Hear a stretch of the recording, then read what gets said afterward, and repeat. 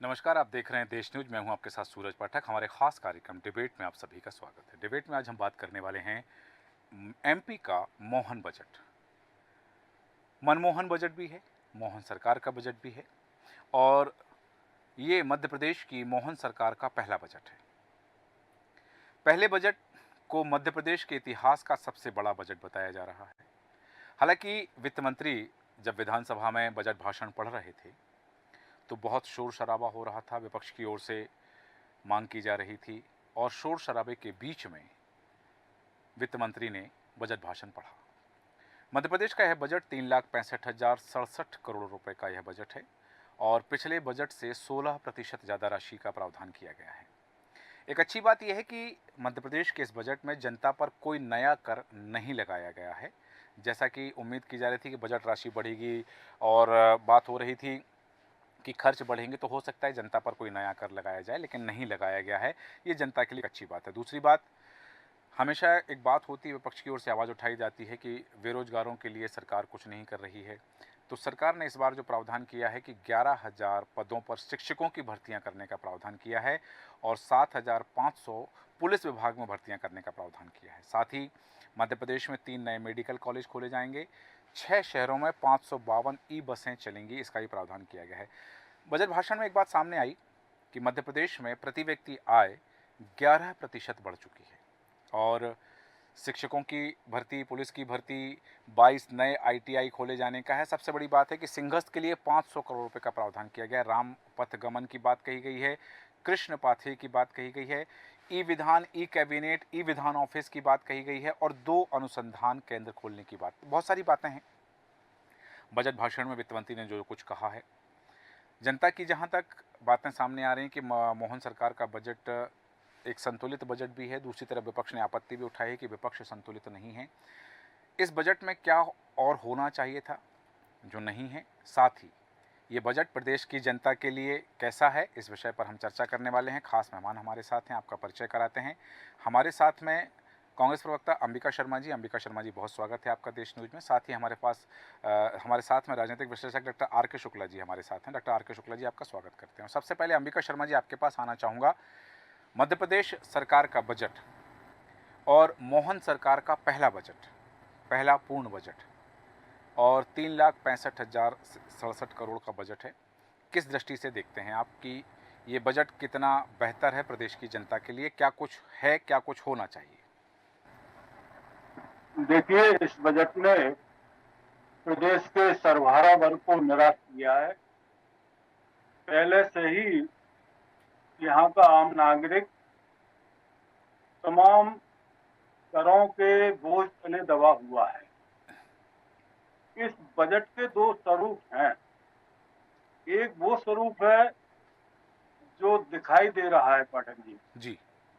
एक वो स्वरूप है जो दिखाई नहीं दे रहा है, जिसमें करप्शन की संभावनाएं ये सफेद पोश सत्ताधारी दल के नेता लोग तलाशेंगे और करप्शन करेंगे। इन लोगों ने करप्शन करने के लिए कमर कस ली है। यह बजट कर्ज, क्राइम और करप्शन पर निर्भर है।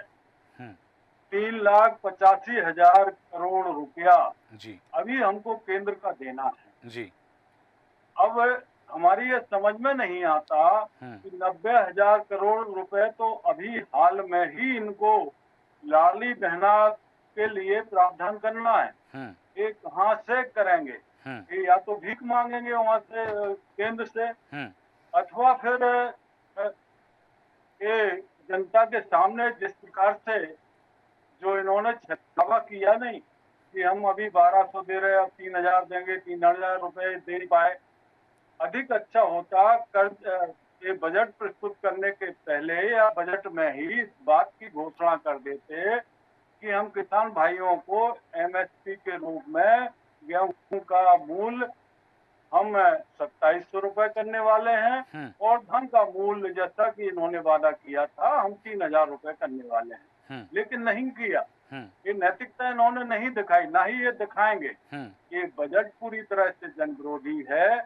ये बजट भ्रष्टाचार की संभावनाओं को लेकर आया है। अच्छा, ठीक चाहे है। भ्रष्टाचार के तमाम तरीके हो जाएंगे। ठीक है शर्मा जी, रहा सवाल आता हूँ शर्मा जी, इन्होंने वापस जो आता हूँ आपके पास। इन्होंने शर्मा जी वापस आता हूँ। शिवम शुक्ला जी हमारे साथ हैं, भारतीय जनता पार्टी के प्रवक्ता। शिवम शुक्ला जी, बहुत स्वागत है आपका और सीधे आप ही के पास आ रहा हूँ। शिवम शुक्ला जी, जैसा कि अभी अंबिका शर्मा जी ने बताया कि यह जो बजट है ये करप्शन, कर्ज को लेकर के है। उन्होंने बातें गिनाई हैं कि इसमें भ्रष्टाचार की उम्मीदें ज़्यादा हैं। सबसे पहले बजट पर आपकी टिप्पणी और अंबिका शर्मा जी ने जो प्रश्न खड़े किए उन पर आपके उत्तर।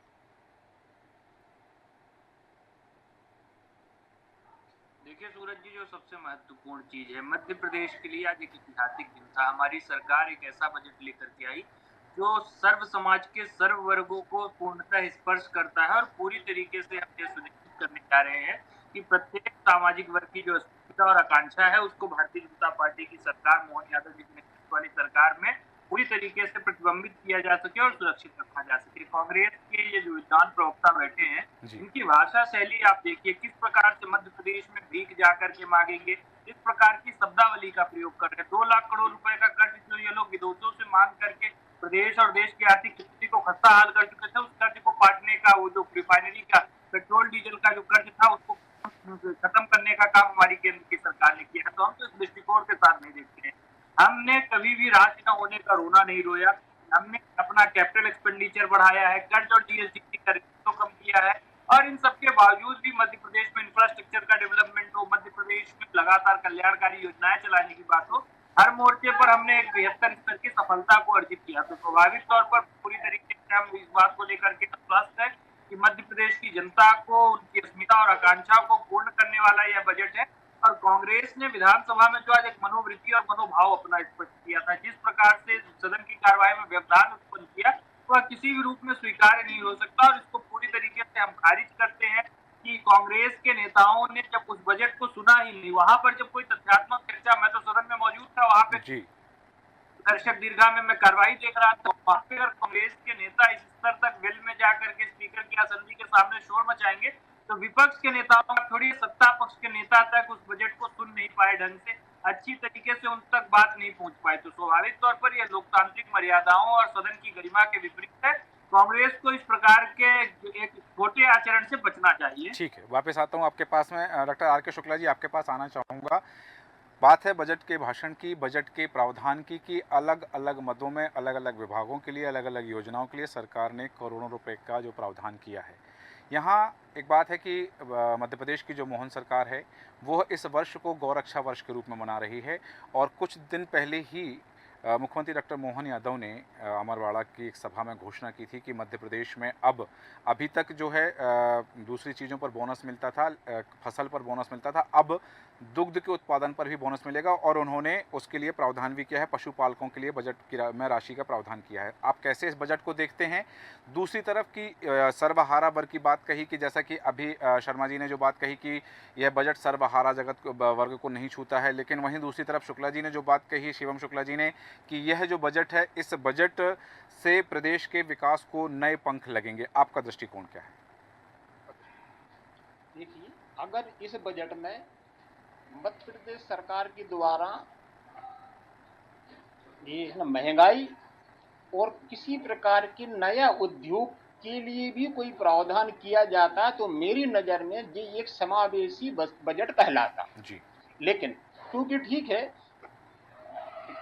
आने वाले समय के लिए सरकार ने इसमें सब मिला के स्वास्थ्य विभाग में 46,000 भर्तियां, शिक्षा विभाग में 11,000 भर्तियां और पुलिस विभाग में 7,500 भर्तियां, जी, ये सब मिला के 60,000 के आसपास भर्तियां हो जाती हैं। अगर सरकार अपने इस जो उन्होंने टारगेट डिसाइड किया है नई भर्तियों का, इसको भी अचीव कर लेती है तो मेरा मानना होगा कि निश्चित रूप से हमारे प्रदेश के जो बेरोजगार वर्ग हैं, जो सबसे बड़ी समस्या है, उसमें कुछ राहत मिलेगी। बिल्कुल। यहाँ एक बात का और जिक्र करना चाहूँगा, जैसा कि सरकार ने प्रावधान किया है कि जो होता है अभी परीक्षा जो दी जाती है, प्रवेश परीक्षा दी जाती है, प्रतियोगी परीक्षा दी जाती है, तो मध्य प्रदेश सरकार ने उसमें लगने वाली फीस को भी कम करने का प्रावधान किया है।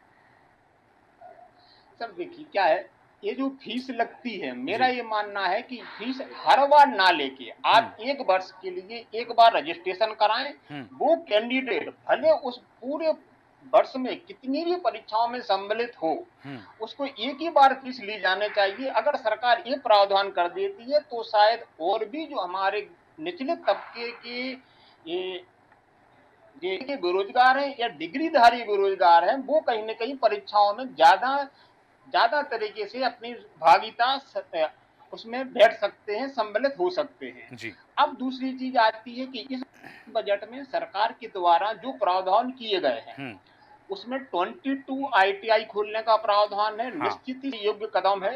हुँ, पक्ष हो, विपक्ष हो या आम जनता हो, सबको उसका स्वागत करना चाहिए। बिल्कुल, ठीक है। दूसरी तरफ 3 मेडिकल कॉलेजों की इन्होंने घोषणा की है, जो मंदसौर, नीमच और सिवनी में खोलने जा रहे हैं। ये भी एक स्वागत योग्य कदम है। हुँ, तो मुझे लगता है कि अगर इस बजट में जिस सिर्फ और सिर्फ महंगाई पर, चूंकि इन्होंने कोई भी प्रकार का प्रावधान मुझे नहीं लगता किया है, हुँ, जो भी टैक्स लगते हैं उस पे इन्होंने उस ओर ध्यान ही नहीं दिया। हुँ। अगर महंगाई को जी इसमें सम्मिलित कर लेते तो मेरी नजर में या आम जनता के लिए एक समावेशी बजट कहला सकता था। ठीक है, कुछ संशोधन की आवश्यकता थी, जैसा आपने बताया कि कुछ और बेहतर किया जा सकता था।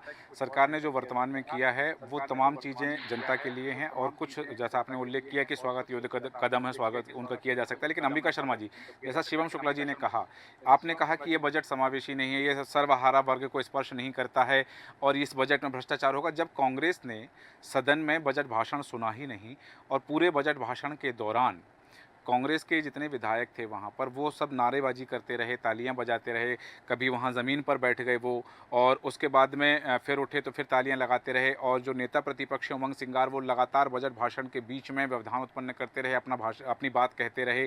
तो जब ये हुआ, ये उन्होंने बजट भाषण सुना ही नहीं कि सरकार ने क्या क्या प्रावधान दिए हैं। ठीक है, प्रतियाँ मिल गई हैं, वो तो सबको मिली, हम भी गए थे, हमने भी सदन में देखा है, तो सदन में प्रतियाँ हमको भी मिल गई हैं। तो वो बजट भाषण में जो कुछ उल्लेख किया वित्त मंत्री ने, सबसे पहला बात मैं उत्तर चाहूँगा, जो शिवम शुक्ला जी ने आरोप लगाया है कि कांग्रेस के विधायकों ने संसदीय मर्यादा का उल्लंघन किया है, संसदीय मर्यादा का हनन किया है। इस पर आपकी टिप्पणी क्या है? देखिए, कांग्रेस विधायक और कांग्रेस पार्टी उतनी सीमा नहीं तोड़ती मर्यादा की जितनी भारतीय जनता पार्टी तोड़ती है। अभी बजट में गौवंश के संरक्षण पर बात कही गई है जी। ये प्रदेश की जनता के साथ कितना बड़ा मजाक है पाठक जी। गौवंश इस प्रकार से मर रहा है, सड़कों पर बेमौत मर रहा है, और हम गौवंश के संरक्षण की बात करें।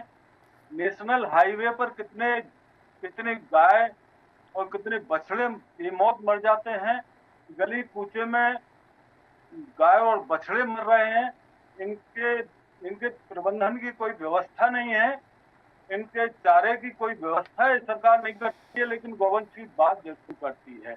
दूसरी बात हम ये कहना चाहते हैं आपसे कि यदि इस सरकार में नैतिकता होती, उत्तर प्रदेश और मध्य प्रदेश के डीजल और पेट्रोल में लगभग 10-15 रुपए का अंतर है प्रति लीटर, और ये सरकार उस वेट को कम कर देती, उससे किसानों को लाभ मिलता। लेकिन इस सरकार ने यह नैतिकता नहीं दिखाई।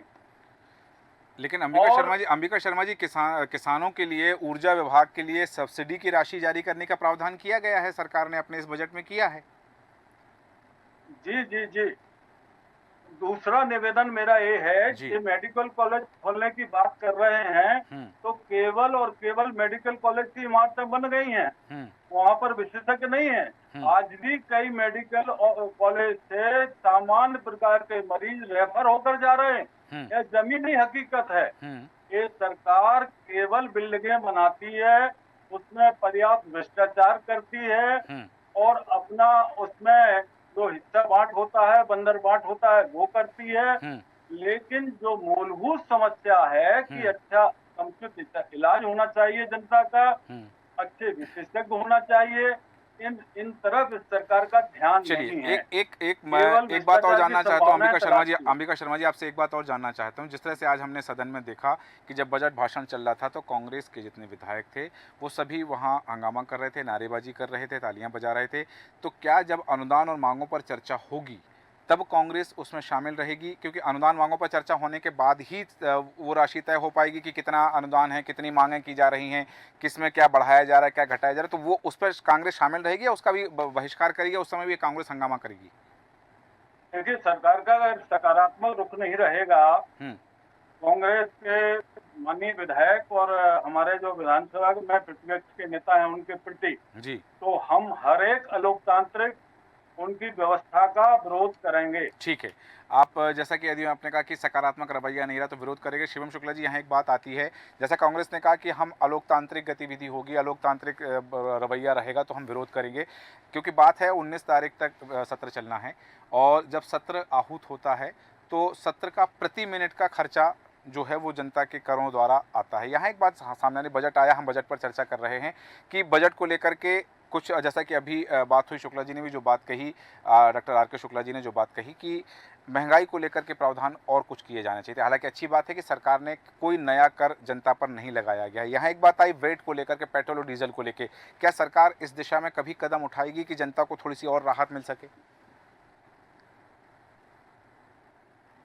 पेट्रोल डीजल इत्यादि में सरकार निर्णय लेती है। बेहतर स्तर पर अगर हम देखें तो यूपीए के शासनकाल से अगर हम तुलना कर ले 10 वर्षों के शासनकाल की, यूपीए के दौरान लगभग 86% और 79% की क्रमशः वृद्धि पेट्रोल और डीजल की कीमतों में की गई थी। हमारी सरकार के दौरान पेट्रोल डीजल की कीमतों में 56% और 46% की वृद्धि की गई। तो यह तो अपने आप में दिखाता है कि 10 वर्षों के कार्यकाल में कितना ज्यादा पेट्रोल डीजल पर महंगाई बढ़ी है। दूसरा जो तथ्यात्मक इसमें सबसे महत्वपूर्ण बिंदु है जिसको मैं आपके प्रकाश में लाना चाहूंगा, कांग्रेस पार्टी अलोकतांत्रिक व्यवहार जिसको कह रही है। अगर बजट प्रस्तुत करना सरोकार से जुड़ा हुआ नहीं, अलोकतांत्रिक विषय है, तो लोकतांत्रिक क्या है? कांग्रेस के नेताओं के भीतर अलोकतांत्रिक मर्यादा भरी हुई है, जिसके कारण यह लोग जाकर के बिल में इंटरवीन कर रहे हैं, तो बजट भाषण को नहीं सुन रहे।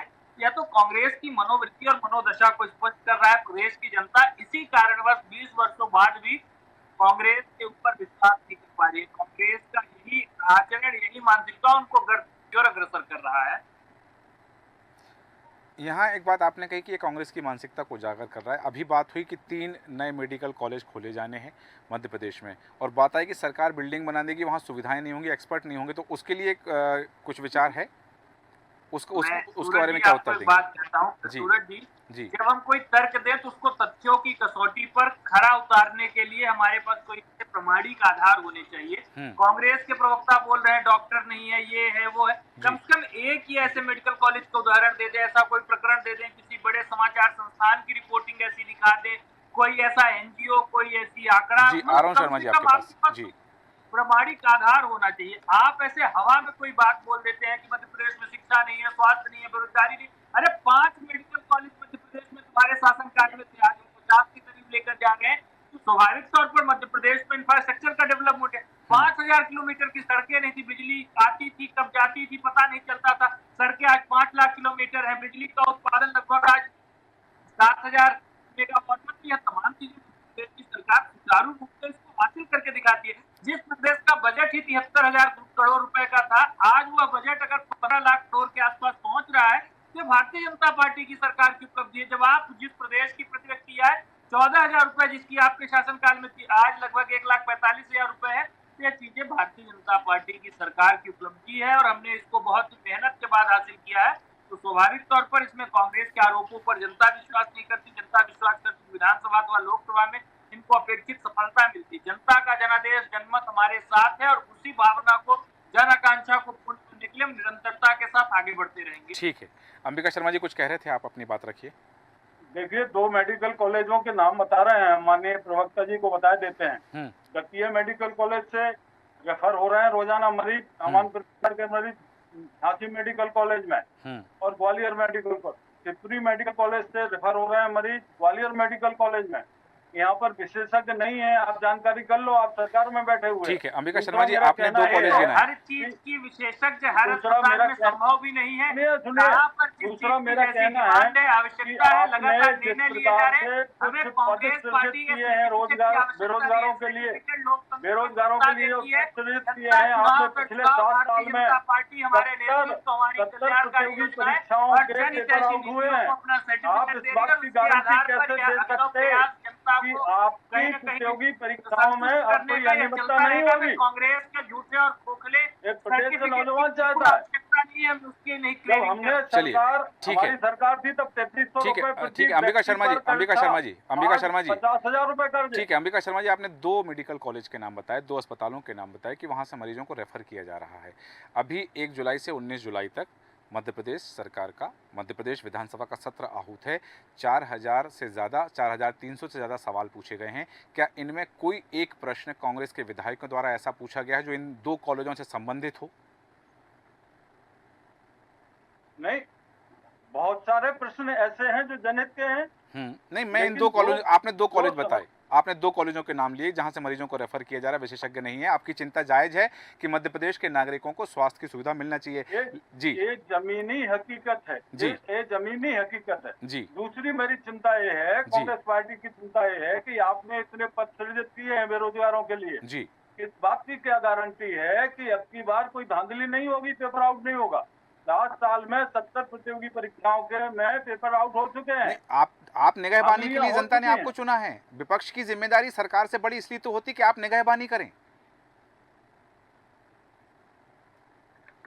ठीक है, जैसा कि आपने कहा कि धांधली नहीं होगी, इसकी गारंटी नहीं है, लेकिन ये तमाम चीज़ें जो हैं, आज मध्य प्रदेश की मोहन सरकार का पहला बजट है। मध्य प्रदेश के इतिहास का सबसे बड़ा बजट बताया जा रहा है, सबसे बड़ा बजट है ये, और सरकार ने हर चीज़ के लिए प्रावधान इसमें किया है। यहाँ कुछ खामियां बताई गई कि ये हो सकता है, ये होना चाहिए था, लेकिन डॉक्टर आर के शुक्ला जी, यहाँ एक बात ज़रूरी आ जाती है कि वास्तव में जो चीज़ें सामने आई, अभी कहा कि पेट्रोल डीजल के वैट की बात हुई, टैक्स नया नहीं लगाया गया, लेकिन क्या ये उम्मीद थी कि कम किया जाता है? क्योंकि यदि सरकार ने जो खर्चे बढ़ाए हैं, हम आधारभूत संरचनाओं की बात कर रहे हैं कि अधोसंरचनाओं के विकास में सरकार ध्यान दे रही है, मध्य प्रदेश के विकास पर ध्यान दे रही है। अलग अलग पाथवे की बात कही जा रही है। एक तरफ हम बात कर रहे हैं कि अटल पथ के विकास की बात कर रहे हैं, मालवा निवाड़ में अलग से पथ का निर्माण होना है। अधोसंरचना विकास की बात हो रही, क्या वास्तव में कोई ऐसा कर कम करने के लिए था मध्य प्रदेश की जनता से जिस पर कम किया जा सकता था, या फिर ऐसी कोई और चीज़? क्योंकि आज जैसा कि हमने पिछले भी एक बार चर्चा की है कि मध्य प्रदेश सरकार ने अपने अधिकारियों को इस बात के लिए निर्देशित किया है कि जो गैर ज़रूरी खर्च हैं उन्हें कम किया जाए, ताकि वो राशि बच सके, कर्ज लेने से बच सकें और कर्ज और ना बढ़े, इसके लिए प्रावधान किया जा सके। अभी जो बात कही गई कि सरकार पैसा कहाँ से लाएगी, भाई मध्य प्रदेश सरकार का जो करों में हिस्सा है, जो करादान में हिस्सा है, वो 90,000 करोड़ रुपए तो केंद्र सरकार से मिल रहा है। 88,543 करोड़ रुपए का ऋण स्वीकृत हो चुका है आरबीआई से, तो राशि तो सरकार के पास आ रही है। दूसरी बात जो जैसे अपने पहले वक्तव्य में अंबिका शर्मा जी ने कही थी कि इसमें ये नहीं कहा गया कि लाडली बहना योजना के तहत 3,000 राशि दी जाएगी। कैबिनेट में ये बात स्वीकार हो गई है, ये बात सरकार की ओर से आ चुकी है कि इस योजना के तहत नए आवेदन नहीं लिए जाएंगे और राशि जो है वो 3,000 रुपये नहीं की जाएगी, 1250 दी जाएगी। ये बात तो सरकार की ओर से आ चुकी है कि सरकार इस प्रावधान पर इस योजना को चला रही है। तो ये राशियां तो आई रही सरकार के पास में, तो इसके बाद क्या जरूरी था कि वास्तव में उन कुछ और राशियों को जोड़ना था उसमें? बात को आगे बढ़ाता हूँ जी, अभी जैसे कि आपने बताया कि प्रदेश सरकार ने अधिकारियों कर्मचारियों को बोला है कि वो अपना बजट कम करें, खर्चे कम करें। हाँ, ठीक है।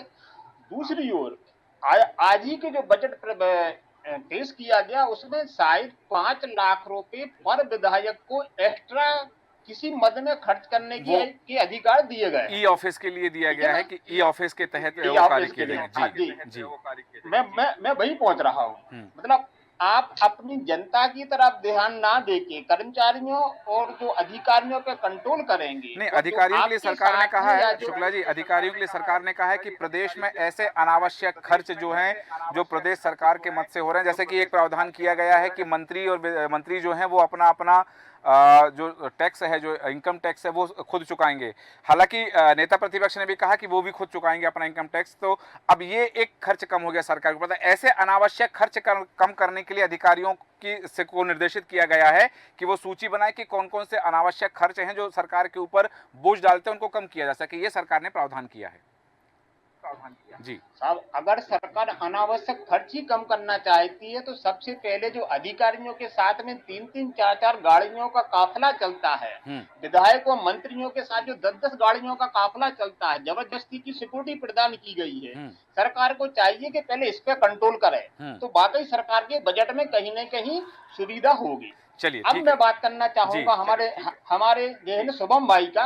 शुभम भाई ने बोला कि की है ना सरकार ने की उपलब्धियां गिनाई, निश्चित रूप से जो उन्होंने उपलब्धियां गिनाई वो प्रदेश को मिली हैं, लेकिन साथ साथ में ये भी देखना पड़ेगा कि उसके साथ में पंच से लेके प्रधानमंत्री तक मध्य प्रदेश की जनता ने आपकी पार्टी का चुन के दिया है। इस कारण से आपकी जो इन जवाबदारियां हैं वो कहीं ज्यादा बढ़ जाती हैं, और इन जवाबदारियों को बढ़ने के स्वीकार करते हुए आपको कहीं न कहीं महंगाई पे कंट्रोल करना चाहिए। जो पेट्रोल और डीजल की रेट में कहीं न कहीं कटौती करके की जा सकती है। दूसरी तरफ जी जो है ना चिकित्सा विभाग में निश्चित रूप से अभी भी विशेषज्ञ डॉक्टरों की कमी है, चाहे आप जिला अस्पतालों को ले लें या मेडिकल कॉलेजों को ले लें, उनमें भी सुधार करने की आवश्यकता है। ठीक है, ये सुधार की आवश्यकता है। और हालांकि सरकार का बजट अच्छा है, लेकिन सरकार अपने बजट में जनता की जो अपेक्षाएं हैं वो कुछ और हो सकती थी, लेकिन सरकार ने कोशिश की है सभी वर्गों को साधने की, सभी वर्गों के लिए, कि सभी वर्ग के लोगों को तक जो सरकार की बात पहुंचे और योजनाओं का लाभ पहुंचे। हालांकि जैसा कहा जा रहा है कि ये जो बजट है सर्वहारा वर्ग को साधने के लिए है, सर्वहारा वर्ग तक सुविधाएं पहुंचाने के लिए। हालांकि बिंदु और है जिन पर हम चर्चा कर सकते हैं, पर समय हमें अनुमति नहीं देता, इसलिए चर्चा को विराम देंगे। शिवम शुक्ला जी, अंबिका शर्मा जी, डॉक्टर RK शुक्ला जी, आप सभी का धन्यवाद चर्चा में शामिल होने के लिए। बात हो रही है MP का मोहन बजट। वास्तव में कुछ चीज़ें जो सरकार ने जो की हैं कि ये मोहन सरकार का पहला बजट है, मध्य प्रदेश के इतिहास का सबसे बड़ा बजट अब तक रहा है ये। और वित्त मंत्री ने, जैसा कि बात हुई कि शोर शराबा होता रहा है और आसंदी के निकट तक कांग्रेस विधायक पहुंचे हैं, हालांकि आरोप लगाया कि संसदीय मर्यादाओं का हनन किया गया है इनके बीच में, और इस जो हंगामा होता रहा शोर शराबे के बीच में 3,65,067 करोड़ रुपए का बजट मध्य प्रदेश के वित्त मंत्री ने बजट भाषण में उसका उल्लेख किया है। जनता पर कोई नया कर नहीं लगाया गया। बात हुई है कई विभागों में अलग अलग नए पदों को सृजित किया गया, नए पद भरे जाएंगे और 3 नए मेडिकल कॉलेज खोले जाएंगे, और भी है महिलाओं के लिए, बच्चों के लिए, किसानों के लिए और SC ST वर्ग के लिए भी तमाम तरह की सुविधाओं के लिए सरकार ने अलग अलग विभागों में अलग अलग मदों में राशि का प्रावधान किया है। सरकार चाहती है जनता को लाभ मिले। अब सरकार की मंशा है, और जो बात हुई कि भ्रष्टाचार की संभावना है, सरकार को इस पर भी ध्यान देना होगा। सरकार इस पर कितना ध्यान देती है ये देखना दिलचस्प होगा। हमारे आज के खास कार्यक्रम में इतना ही। बने रहें देश न्यूज़ के साथ। नमस्कार।